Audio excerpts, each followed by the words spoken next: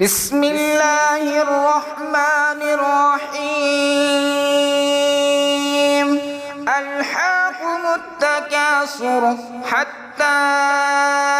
زرتم المقابر كلا سوف تعلمون ثم كلا سوف تعلمون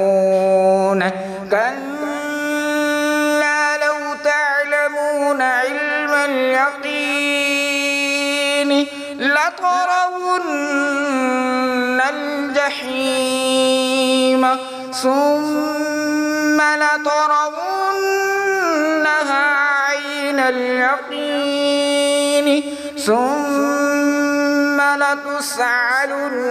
يومئذ